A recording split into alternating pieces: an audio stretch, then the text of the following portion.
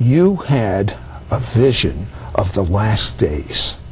Sure. And it was, we only have a couple of minutes. Right. Would you describe this?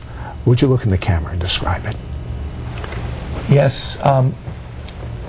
I would just like to say that I was out in my backyard. There's no way to describe this other than to say, and a cataclysmic vision came to me, and I noticed above my home, I saw the constellation Orion.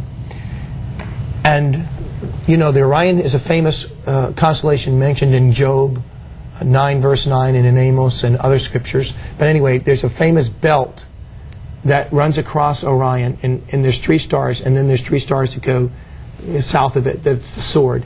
But this represents one of the most powerful statements God's ever made in the night sky.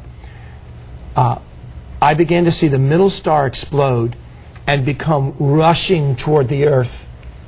And I looked at the light, and it was rushing like a great supernova, and I heard this cataclysmic explosion. And then I heard, literally resounding through the atmosphere of the entire atmosphere of heaven, the troposphere, whatever, all 6 billion people screaming out, some, most in terror, some in joy. And I felt my spirit rising up within me with great joy. And I began to worship God, and I noticed my wife and children began to worship God, and we began to be lifted into the air. And as the white cloud, the supernova, came closer and closer, I heard thunders and lightnings, and I could see the angelic hosts and the heavenly hosts of heaven. It was glorious beyond description. And then I looked up the meaning of Orion after I had the vision, because I said, Lord, what could this be? And in the ancient Akkadian and Hebrew, the word Orion that was written in Job means light breaking forth in the Redeemer.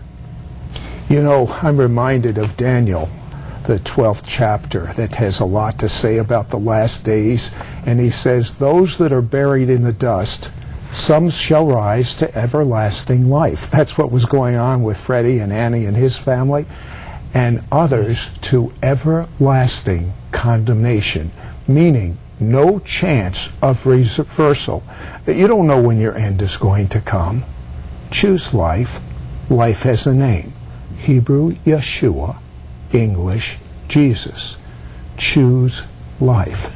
Tell God you're sorry for all the wrong things you've done your entire life. Say, I believe the blood of Jesus washes away all these wrong things. God, you're so good. And then when you're clean, believe that the Spirit of God is making Jesus real and lives inside of you, and begin to worship Him. Yes. It's that simple and that good.